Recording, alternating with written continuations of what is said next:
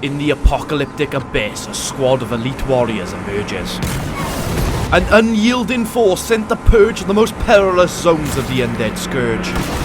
This is the Red Talon cleaning up the nation team, and they are humanity's last line of defense against the relentless onslaught of the undead. 10 of the best the apocalypse could possibly forge, only ever used to clear the most dangerous of zones. State of Decay 2 lethal zone, but every zombie is a blood feral. Well, the vast majority at least, but we'll get to that a little bit later. Okay, great, there's a juggernaut as well. There's a juggernaut! But before we get into that, let's be honest, you want to see what could possibly happen in a fresh game. So for your entertainment, please welcome Wills, Oswald and AI, as they jump into a fresh map with one simple mission. Just gotta go and claim a base. We can do that, no problem. Oh look, there's already a feral up there. I'm sure it's gonna be fine. I too am often surprised to see a feral, especially when I've specifically installed a mod titled Feral Only. Bad news.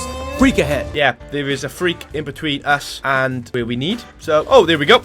And we've got no guns. Everyone just team up on the bastard. Armed with no more than a pipe, baseball bat, and meat cleaver, the three of us team up against the crackhead. Oh, shit in hell. And thankfully we managed to cave in that armoured skull before my runny nose becomes permanent. Okay, right, we got a feral. We got a feral. That is good. We should take that as a win. So we enter our new home and two regular Zeds are chilling out. But don't panic, ferals are not far away. Oh my god, look at the mini-map. Two plague ferals then burst through the gates and literally sweep my team off their feet. So I take the opportunity to climb to a high place and enjoy the view. Oh look, see, look, we can survive. Technically true, we could survive up here for about 3 days before dehydration gets us. Assuming, of course, that sunstroke doesn't get us first. Surprisingly, nobody has blood plague yet, but it's fair to say we could all do with a bit of lemsip. No longer wanting to be a little bitch, I jump back into the fray and try to save my teammates. Whack him in the rectum. I don't know why this guy is frozen, and from behind this looks like I'm doing some pretty nasty shit. The feral then dies from blunt force trauma to the anus, and now I need to save my teammates from the other two. We got two there. Okay, great. We have plague. But even with our infection, AI is the first to fall, which goes to show James Cameron knows exactly fuck all. So AI isn't the future. Who would have guessed? And you might be surprised to learn while infected, I'm unfortunately unable to take on 3 plague ferals. I know, I'm sorry, I've really let you down. I'm so sorry, Wills, there was literally nothing more I could do. I respawn as Oswald, 300 meters from camp, and 2.5 minutes from death. And refusing to go out like a little bitch, Oswald decides to go out like a Viking warrior. Are you coming over here or what? Well, this is how I'd imagine a Viking would do it anyway. Not that I've ever studied Viking culture, but I did play a significant amount of Assassin's Creed Valhalla. And that is the end of our final teammate. Rest well, my friend, rest well.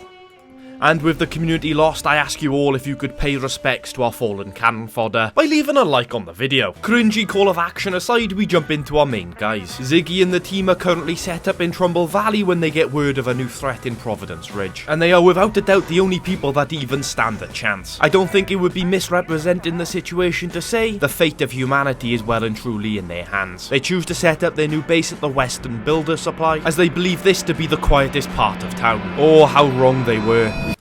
Setting up the base, we start by hacking open the Clio supply drop and start building a Red Talon workshop and an infirmary. Our leader Ziggy then decides to check out the water tower behind our base to get a lay of the land. This is without a doubt Ziggy's worst mistake. Ferals surround him in the darkness and he didn't even know it. But he found out pretty quickly when he tried to search this pump station. Our first feral is just outside the fence and he's caught our scent, which means pretty quickly Ziggy's gotta get out of here. A second blocks his path, so he takes a shot with his blast rifle. Not killing it, but almost certainly stunned. At that point, the first catches back up to us and Ziggy forgets how a bloody ladder works. Holy shit in hell. Ooh. For the time being, we're safe, but that gunshot alerted everyone in a 3-mile radius. When safe on top of the water tower, we get alerted to a project being completed, so Ziggy asks the team to start building an officer's quarters to help boost morale. But after scouting out the entire local area, we now have a pretty serious feral problem to solve. But at least they're not crowded around the bottom of the ladder. Alright, there's always one knobhead to ruin it for the rest. In a move that could only be described as moronic, Ziggy locks himself in the pump station. I should slow him down maybe. Oh my god! Ah! What the shit? Oh my god!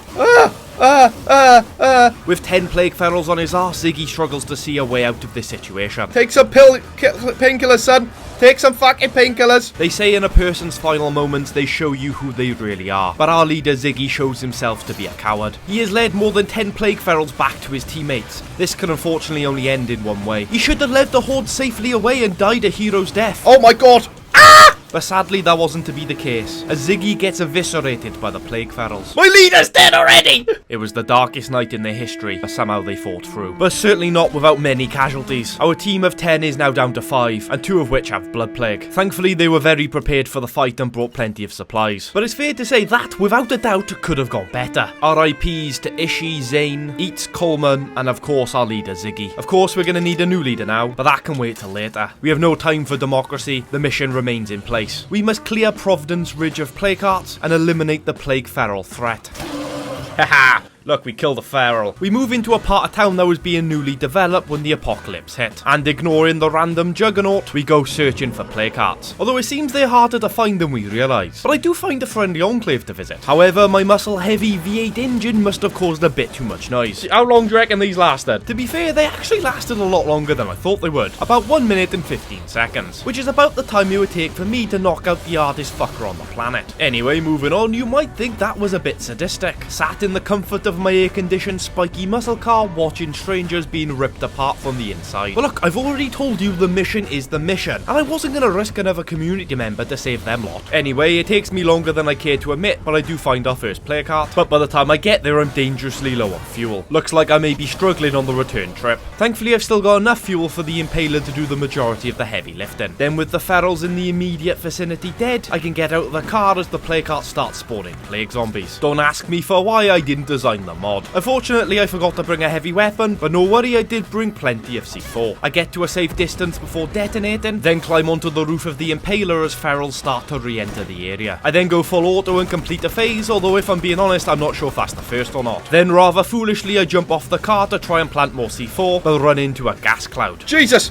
Run! Run, you bloody moron! Thankfully, I managed to get back to my refuge spot before we lose another member of the team. And from there, we continue full auto and take out the plague cart. That's going to be an unfinished house as well, is it? Well, I suppose it would be rude not to take that on, right? But first, I gotta lure these hordes away from the car. After hopping the fence, I drop a deployable minefield, which should hopefully thin out anything chasing me. Other than this dickhead, of course. But it's fine, at least for the time being, there's only one of them. The deployable minefield did such a good job, I was actually able to loot the plague cart. But sadly, as I make my getaway, a feral claims my door. My favourite one as well. Bastard. And seeing as we have ferals on our tail and not enough fuel to get home, I have only one option. Take on my second bloody plague cart. But I'm definitely gonna have to take more care of my preparation going forward. The first piece of C4 I place glitches outside of the area. Always what you want. I then accidentally put down a minefield instead of a piece of C4. Oh god! Jesus. And that's when the next wave of ferals catches up to me. Thankfully, I've still got the Impaler to take a refuge on. Okay, great. There's a juggernaut as well. There's a juggernaut! This might end horribly. The jug slams into the rear of the car, which sends multiple ferals into the now deployed minefield. I sort of panicked, I'll be honest with you. I make the wrong move here and we get our 6th RIP of the team. Another attack from the jug sends us wailing. We really need to move now. So I dive in the direction of the plague cart. I manage to drop a C4 in the process. I manage to set it off and hope that will take care of some of the ferals. Okay, well, the car's fucked. That's a good start. That's a good start. That is a good start. That's a good start. It's not a good start. I don't know what I'm fucking all about. You can hear the panic in my voice as I make a life-altering decision. Run away with your tail between your legs. Well, more accurately, crouch with your tail dragging along the floor. Provided you have that kind of length, of course. Now, with no car and supplies dwindling, we have to make the nearly 500-meter trip back to base, with next to no cover. As you can imagine, we don't make it far before ferals block the road ahead of us. Their cries echoing through my nightmares, sending shivers down my spine. As they charge, I drop my last deployable minefield and dodge through them. This has now become an endurance race. I turn and dodge their first attack as another 2 join the party. I then spam forward rolls like a gymnast on crack. Realistically, I can't fight this many ferals as one gunshot will draw 4 more. It'll take a minimum of 3 shots to kill each. Now, I'm not good at maths, but the odds are stacked against me. The best idea I can come up with is to put as many obstacles between me and the bastards chasing me. I just wish I brought more mollies. Sadly, one mistimed forward roll is all it takes for one to catch me. And with 6 blood ferals beating you down on the floor, your chances of survival are non-existent. Massively infected and beaten within an inch of her life, there is no escape,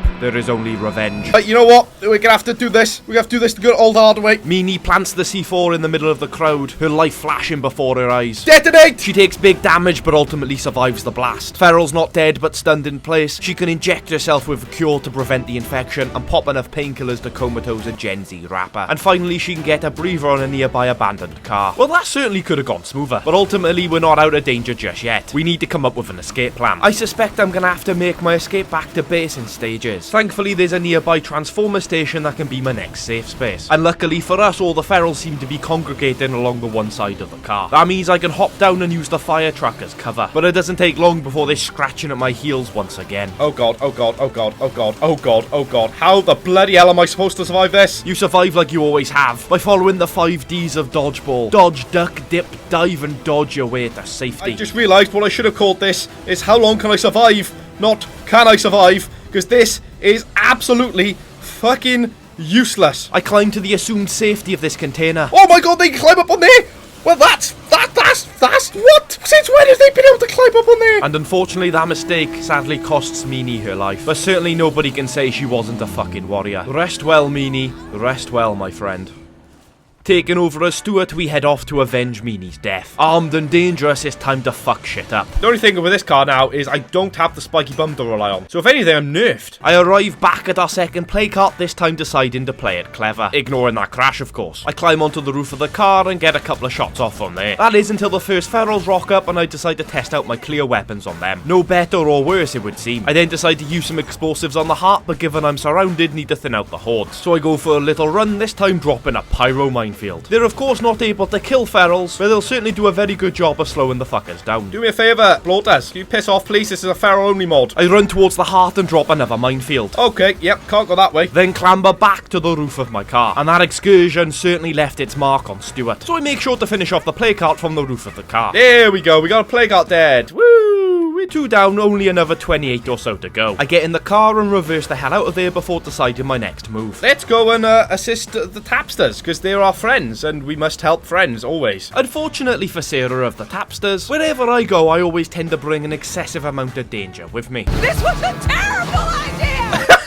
I almost immediately get a feral on my bonnet and lose my driver's side door. So I'm forced to park up and assist the stranger on foot. Okay, don't worry, love. Don't worry, I got the idea. I got an idea. That idea involves a wily peat grenade. The explosion not only hurtles a shit ton of fire across the field, but also smoke I can hide in. Unfortunately though, it seems Sarah didn't get the memo. I tried to use the smoke cover to thin out the ferals, but it's no good. I am too young and pretty to die! Apparently that is not the case, as guess what? Sarah dies horribly. We failed that mission. Well, that is bad. I'd say that's bad. We couldn't even help a friend. Thankfully, while they're busy feasting on Sarah's corpse, I can make my escape. Basically, the best way of surviving, if you want to survive the longest in this mod, what you need is a car with good fuel efficiency, and do not, for the love of God, stop. Continuing my quest to help, I agreed to go chat to the shitbirds. And that's not a name I gave them, by the way. Gotta love procedural generation. But when I turn up, I realise these guys are actually hostile. Clear the Providence West Supply Centre of zombies. Really? Really? Do I have to do that? Turns out, these guys don't really need helping at all. You know what I mean? They were absolutely fine. I'm sure the shitbirds went on to live a long, prosperous life. Now let's crack on with another play cart. Obviously from the safety of my car, shooting it through a window. But I can only do that for so long before my ADHD brain kicks in and I've got to stretch my legs. And I'm sure you'll agree that was obviously a very big mistake. Oh God, will you just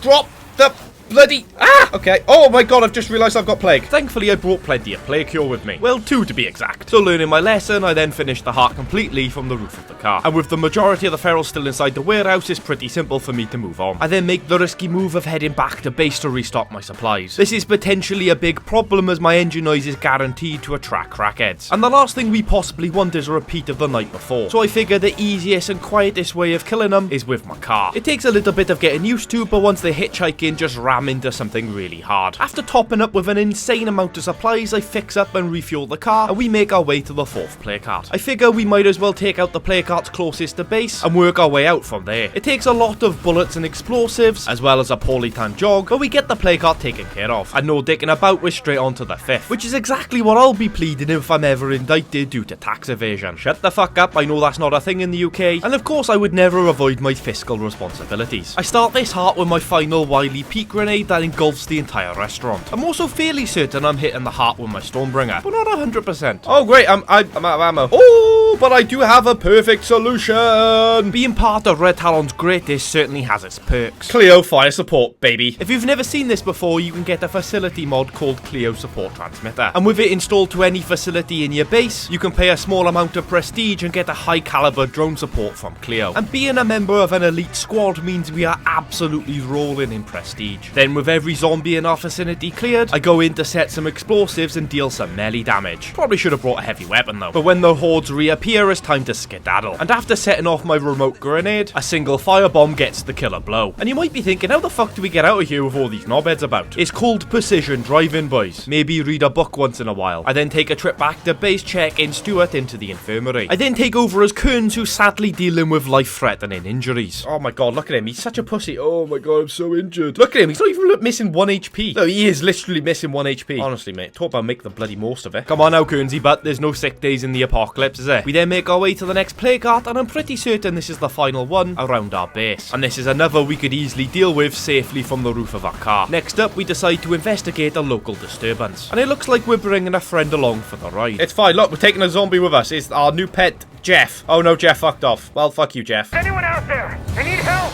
You need help. So I park up and go for a little jog before making sure my adenosine is properly blocked off. I've got to keep Narendra alive for the next minute or so and take out all of the Zeds. Any idea on how the best way of doing that game is? Well, my go-to for surviving zombie sieges such as this is plenty of barrel rolls and pipe bombs. I'd have made an excellent ballerina or an extremist. Regrettably, I wasn't able to save the stranger. Oh, really? Our goal failed. God damn it. But by the end of this video, I swear to God, I will make it my mission to save someone. For the time being, I decide to just crack on and take on some more player cards. After a quick pit stop, of course. I also haven't promoted a new leader yet, so decide Stuart has probably earned it the most. Best of luck in the new role, Big Stu, I know you'll smash it. But in the meantime, Kearnsy has some player cards to take down. The first of which is located in an open barn, so this should be quite simple, right? If only that was the case. I start by burning it with a molly and popping shots with my Clio shotgun. There's a barrel nearby. Oh, really, mate? Is there really a feral nearby? You don't say. Oh my god, what the fuck is going on here? What does the sticky bombs do? I'm pretty sure the phrase goes, ask a stupid question, get a stupid response. But that sticky bomb stunned every single feral simultaneously. I probably shouldn't have chose this time to go for a walk though. So I tried detonating a remote grenade, but it's too little too late. No.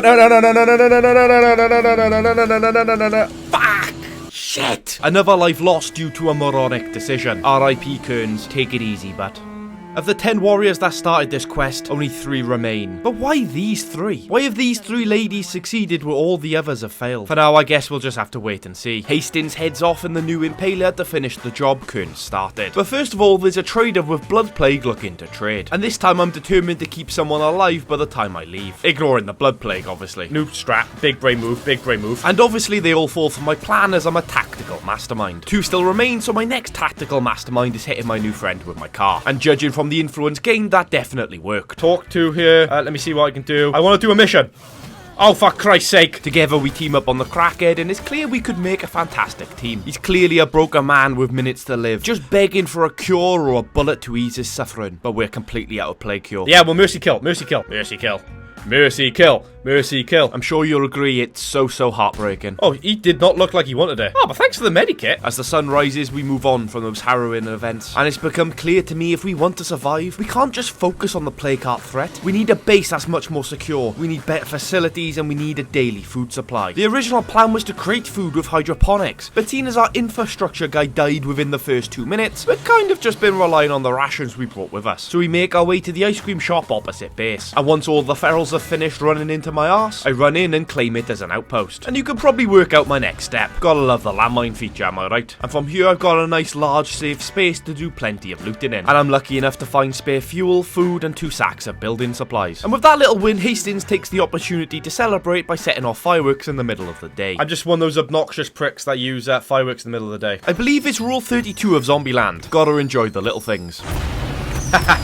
Like the undead not realising they're triggering my minefield. Oh look, he's actually got pretty quick. Oh my god. Alright, maybe this game of chicken is a bit more dangerous than I first realised. Oh man, imagine an explosive proof feral. That would have screwed me over, wouldn't it? I then head back to base to give Hastings a little rest, and I take back over as our leader, Stuart, who's yet to recover from her injuries due to our infirmary still being level 1. But thanks to that trader Hastings dealt with earlier, we have an abundance of medical kits. And seeing as we're starting to get low on explosives, Stuart uses her Red Talon connections to call in a prestige trader. Funnily enough, they're set up at the location of Meanie's death earlier. No sign of her body though, which is a shame as she had plenty of high value shit on her. I don't mean the stuff that goes on in a Dubai hotel room. I grab literally all of his explosives, then make our way to the play cart Kearns died at earlier. And surprisingly, his zombified corpse hasn't wandered far at all. Oh look, it's my guy! In fact, why is there 2 of them? I slice and dice both of their bodies, but don't get a chance to loot due to being jumped by a crackhead. I escape the grapple and barrel roll out of danger, dropping a deployable minefield behind me. And then we get notified notified of Kearns' belongings being transferred to the supply locker. I then climb onto the Impaler and finish the heart from there, but something seems off. We were definitely tackled by the blood feral, and as of yet, we are not showing any potential signs of infection. Is it possible we've gained the trait Blood Plague Survivor through perseverance? Have we evolved and perfectly adapted to survive through the most perilous of plague territories? Or did some cheating little shit give the remaining community members the Blood Plague Survivor trait through the community editor for some massive cinematic reveal? I guess we'll never know. Next up, we head into the little town of Prescott, an area that is always teeming with plague carts. The first plague cart we come across is in this petrol station, which I completely eliminate from the roof of the Impaler. I even managed to loot some fuel bombs off his Decay and husk, although I do get jumped by a gang of crackheads as I try to make my escape. Oh my god, no, I'm trying to jump through the bloody window, you dickhead. Thankfully, we can make our escape and head to the location of the next plague cart, which goes well. Oh no, no, no, no, no, no, no, no, no, no, I'm about to get pulled out. I'm out. For some reason, I run into the heart with a feral on my tail, which is especially daft as I still haven't equipped a heavy weapon. As you can imagine, I get next to no damage on the plague cart, so I reposition the car and start planting explosives, which I'm sure you'll agree certainly seem to do plenty of damage, or at very least looks very pretty. I get tackled by another feral, and by the time I finish taking it out, I've only got 10 bullets remaining. Right, well, I've only got 10 ammo left. I might as well use it, right? Very questionable decision on my part. Thankfully, I'm still packed with enough explosives to make Hiroshima look like a firework display, so I start planting them like it's 1605, but hopefully this won't end with me being hung, drawn and quartered. Now, at this point, the spawns have started to be taken by plague zombies instead of the ferals, so I'm thinking this might be my cue to get out of here. Not that I'm scared of anything, though. I just don't want people accusing me of clickbait in the comment section, so I get back to base with the car in tatters and extremely low on fuel. But hey, at least this time I made it. Sadly, I still don't have enough resources to upgrade the infirmary to level 2. So after a quick stock up of supplies, we refuel and repair, then head out once again. This time into South Hobson to have a crack at the hearts around here. The first I find is in this nail salon, and I have the perfect way to cheat it.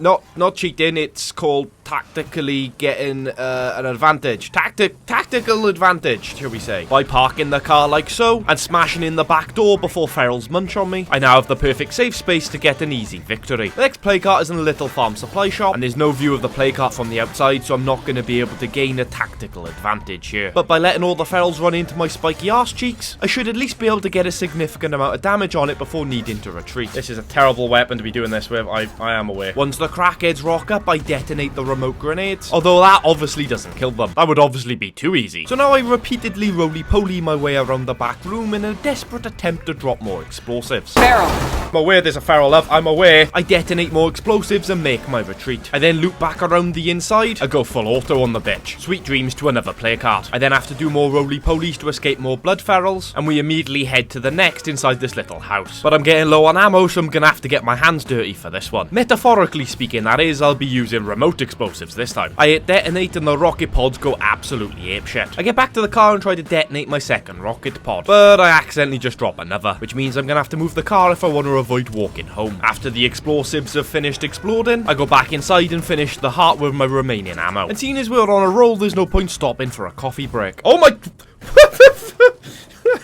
I might be low on ammo, but I'm still packing a shit ton of explosives, which means it's not long until we have another plague cart taken care of. And is it just me, or are the ferals seem to be getting less and less the more plague carts we take out? Could it be related? Maybe the mission is succeeding, but we need to keep going. So we head back to base and swap to McNamara. She's rocking a Clio SMG, which carries an impressive 128 rounds. And then it's time to head back south to Prescott. And if we can take down the remaining plague carts there, we will have an entire half of the map cleared. And the first I find is in an auto shop, which goes well. Oh, Jesus. I can tell you for a fact, but Jesus ain't gonna save you now. He's definitely got bigger things on his mind. Like the fact he's only scored 3 Premier League goals all season. Let's just see what the SMG does, I guess. See what sort of damage we can get from it. Yeah, I think we've had enough dicking about. Let's just stick with a strategy that works. Especially with all the plague ferals currently around us. And with that, it's not very long until we have the heart dealt with. And with 2 hearts left in Prescott, our next is in this little house nearby. But with it being situated next to this massive open window, it's simple enough to take victory from the safety of the Impaler's roof. In fact, I can basically do exactly the same at the next heart. Then on my way out of Prescott, I noticed there's more plague territory to the west, so head that way to investigate. And you wouldn't bloody believe it, we have another house with a plague cart in. But can we take down this heart safely like the previous 2? Hell fucking yeah we can, baby. Now it's time to head back to base to rest and see out the night. Oh my god! Oh, I gotta love a kickflip. But I may have overstretched myself once again. We have 1,600 meters to travel, our fuel is looking worryingly light. And just 1,000 meters later, our worst fears are imagined. Oh shit, we're out of fuel. I also only have 2 bullets remaining, and we have plague ferals coming at us from all sides. But I refuse to allow any more lives to be lost in this challenge. Mercifully, all the ferals just run into the spikes on the car, and I remember I packed a spare fuel can in the boot. God damn, I would have made a fantastic scout leader. The only problem is I'm not a raging nonce, and thankfully we can then get back to base safe and sound. After waiting out the night, Stuart heads back out with a new mission in mind. You see, we're exactly halfway through the play carts, but ammo and explosives are going to start becoming an issue pretty soon. So I've decided we need some proper cannon fodder in order to keep my people safe as possible. So I'm off to chat to Ed of the Festering Wounds. Ed and his gang are actually escaped convicts, but are willing to give us a hand to fight the blood plague, providing we supply him with 2 sacks of ammo. You want 2 ammo rucksacks? Eddie boy, you were one greedy little bitch. But this is America, the home of the second chance. These people should be given the benefit of the doubt. Besides, we don't know for certain if they're deviants and murderers. And also, if we think about it, every zombie is a feral. They're just gonna be a distraction and end up getting disemboweled anyway. I'd be alright with using a bus of nuns and priests as a distraction if we get the job done. Obviously, I'm gonna be fine with using criminals. To find some ammo, I've arrived at the Prescott police station, and after letting all the locals ram into my ass, please don't take that out of context, I'm able to creep about the station to look for what I want. Notice this is the only time you'll ever see me not fast search. I find myself a single ammo rucksack, but get spotted by a crackhead as I make my escape. But Stuart is one speedy girl and even has time to put the sack in the boot. Whee!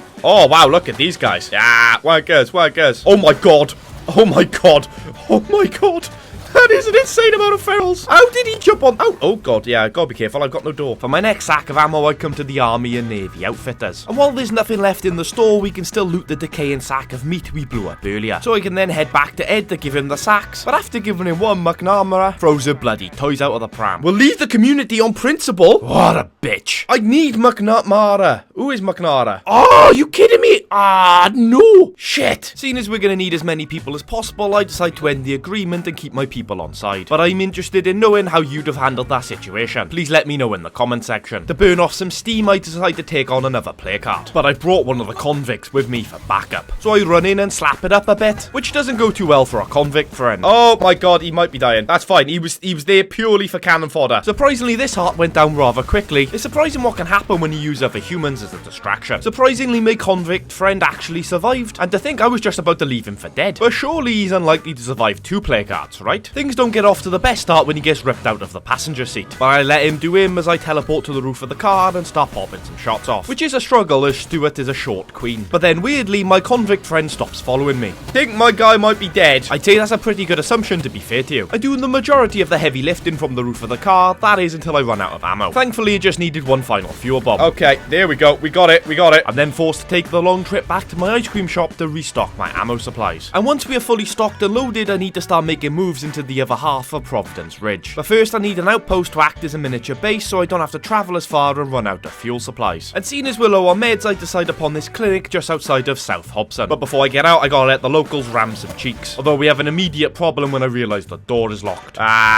Stealth it up. And now with that problem sorted, I turn it into an outpost and set some landmines. And with us nice and safe, I decide to loot the pharmacy next door. And it's rather surprising what I find. Weird thing to find in a pharmacy, but I'm not gonna judge. Fuck knows why you need a hog splitter and a drug dispensary, but every culture has their weird quirks, which the rest of the world will find strange. In Wales, for example, we keep the world's last remaining supply of dragons in a cave in Merthyr Tydfil. But please don't tell anyone about that, the elders would be very cross with me. I've also decided I need to recruit more people, seeing as my current batch of survivors are a little bit work shy. And I need 4 people to build the trade depot in order to complete the legacy. So welcome to the team, Nam. The base is to the west of you, head on over there and I'll see you later, big boy. It turns out that might not have been a great idea though, as he almost immediately contracts blood plague. Thankfully, he must have just got back to base because I can check him into the infirmary. He can sit there chilling for a few hours while us ladies take care of the blood plague. In the meantime, I head east towards the starter base, but make a pit stop on the way at these public toilets, and surprisingly not because I'm exploring glory holes. Once the crackheads have eliminated themselves, I go searching and find some medical supplies, but most importantly, some chemicals. But now, seeing as my pockets are rammed full of shit, I make my way back to the medical outpost to unload some stuff. And that's when I realise I still haven't got enough labour to build the trade depot, depot, so call in another Red Talon contractor. And this time I tell her I'll take her back to base myself. I also searched the shed she was in, so we've also got an additional sack of building supplies, which is nice. I drop her back at base and then cure Nan's blood plague. And once I've paid another visit to the Prestige trader, it's finally time to crack on with the plague carts. Well, actually, not quite, as now we have some abandoned soldiers who want to help us fight the blood plague. And McNamara can't be high and mighty about these guys, especially as they only won a couple of first aid kits. I'm just really grateful I shot that trader who had blood plague earlier, as I've now got shitloads. Well, would you look at that? I guess karma isn't real after all. Here you go, my friend with benefits. Enjoy those first aid kits, mate. Now finally, after what seems like 35 minutes, I'm heading back in an eastward direction to take on those bloody plague carts. Wait, hang on, sorry, ladder I've got to climb first. Ah, that's so much better. Now we're finally back to the plague carts. Look at that! Seeing as this is an ammo shop, I think this would make another exceptional outpost to use as a pit stop while I'm on this side of the map. But first I've obviously got to kill the bloody plague cart. I start by detonating a single piece of C4 which I bought off the soldiers, then we go boom boom boom from the roof of the impaler before getting the final kill with a Molotov. Hail Flower, you piece of shit. But obviously I can't claim it as an outpost just yet, as it's still teeming with knobheads. So I crack on with a plague cart nearby while I give them an opportunity to disperse. And this seems to be another heart that our short queen is gonna struggle with. But it's fine, we got great aim and a shit ton of incendiaries to lob through the window. Oh, that could be an issue. Yes, that is an issue. Okay, so it looks like we're gonna have to go for a little bit of a jog. Exactly what I didn't want, seeing as Stuart is feeling a little sleepy. The car detonates while I'm beating the heart, but I finally equip myself with a heavy weapon, so the heart is only 3 swings away from death. After clearing the house of knobheads, I go and loot the heart in the hopes it has a toolkit in. But that would be too easy, wouldn't it? I'll tell you what's even easier though, calling in a replacement with my excessive amount of influence. But it's not all shits and giggles, as there's ferals between me and it, which certainly isn't ideal, especially given our stamina situation. But like I've told you before, I'm a tactical mastermind. I plant a firework I found in the house on a delayed timer, and by the time it starts popping off, I'm hiding in the shrubbery nearby. Yes, yes, yes, yes, yes, yes. Tactical genius, chat. Absolute genius. Nope, nope, nope, nope, nope, no, I'm not, no, I'm not, no, I'm not. Ignore me, I'm a moron. With no stamina left, I make one final dodge and get into the car. Car is getting battered. It's the door I don't want though, so it's fine. I then make my way back to the ammo shop from earlier. Jesus Christ almighty. And once I've declared my arse as the apocalypse's greatest weapon, I make it my third outpost. And you know me, I obviously declare it my fiery safe place. I've also swapped to McNamara, seeing as Stuart was absolutely shattered. I then head slightly north to find a plague cart in a place I've never seen before. And something surprising happens while I'm circling my prey. You might not be able to see a lot right now. Okay, yeah, they might have taken out my door. Oh, bloater! I managed to roll away from the car as the gooey substance fills my lungs. That certainly could have been so much worse. Thank Christ McNamara is one of our 3 blood plague survivors. I have no idea where in that building the plague cart is, so I'm gonna have to go in on foot to investigate. So I'm gonna take one of these.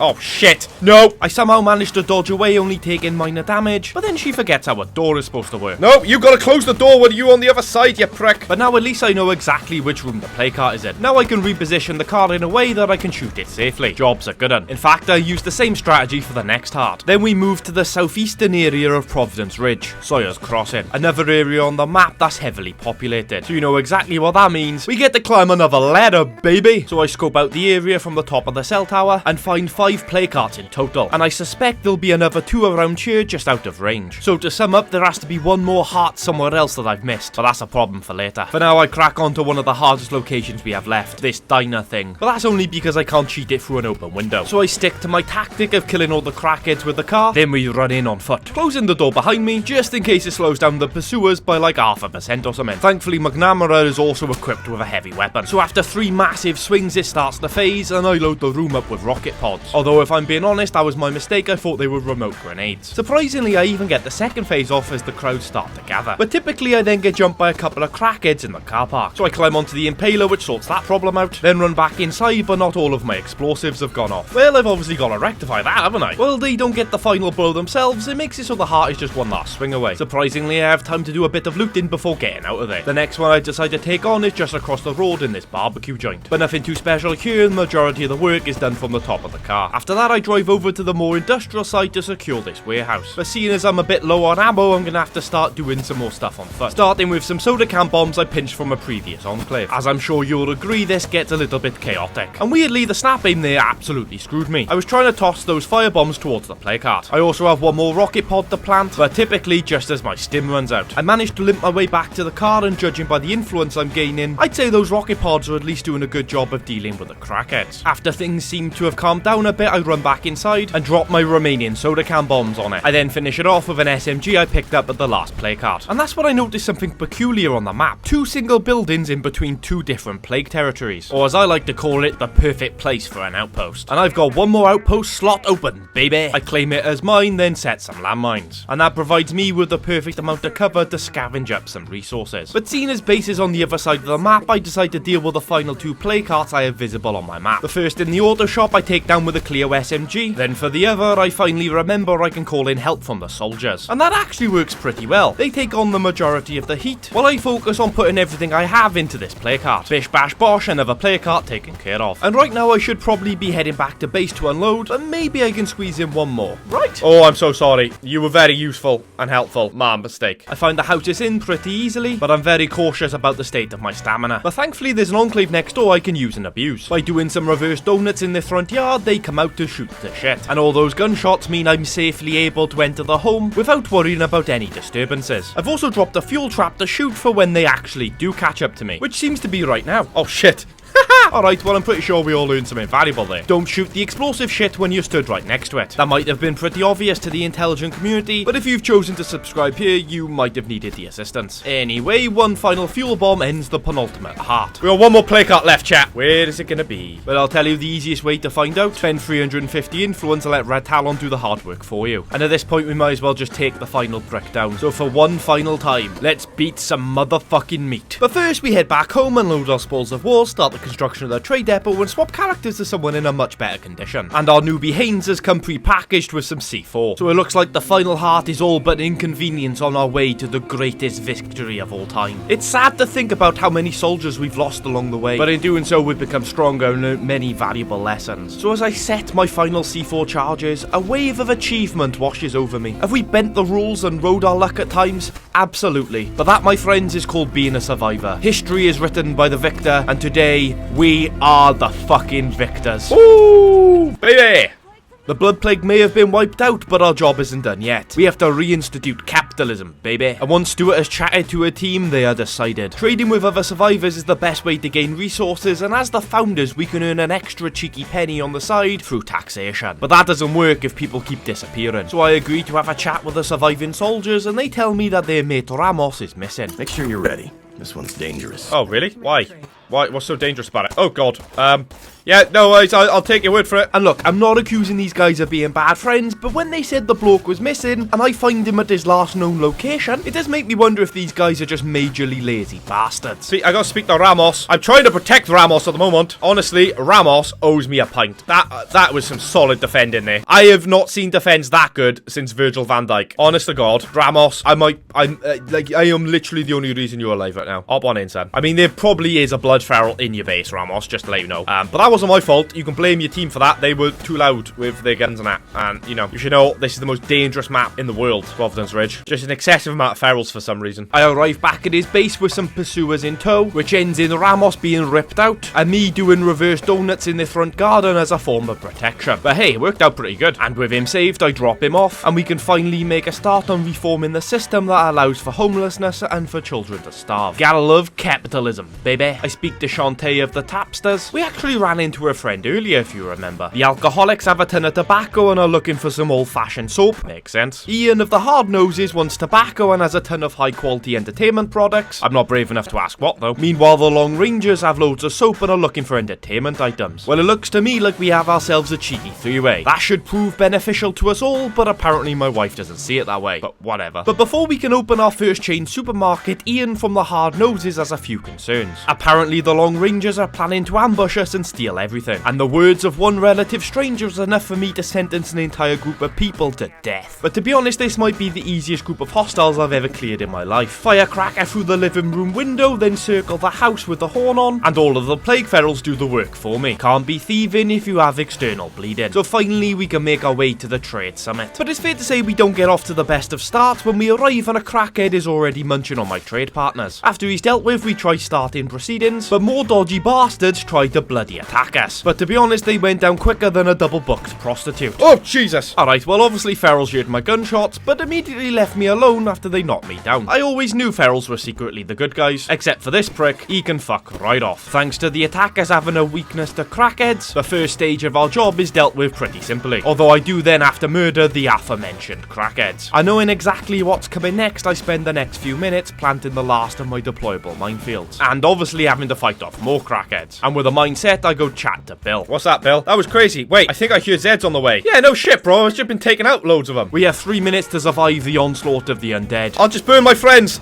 That might be the best way. But to be honest, once we took out the first few, not very much more happened. Yes, of course we took down plenty of blood ferals, but we had excellent sight lines and a shit ton of mines. And who'd have guessed it, but crackheads tend to be very disorganised in their assault. That, and they couldn't figure out their way down these bloody rocks, which does make things ever so slightly anticlimactic, but victory is a victory, my friends. And that, ladies and gentlemen, boys and girls, knobheads of all ages, is State of Decay 2 Lethal Zone with all of the zombies, well, the majority of the zombies, as blood ferals. Through countless trials and tribulations, we have not merely survived, we have thrived. Each zombie vanquished, each base fortified, and every survivor entrusted to my leadership has been a testament to our unwavering spirit. On this journey, we've transferred adversity into opportunity, scarcity into abundance, and chaos into a symphony of survival. This has been the Red Talon cleaning up the nation team, signing off, maybe for the final time. Thank you.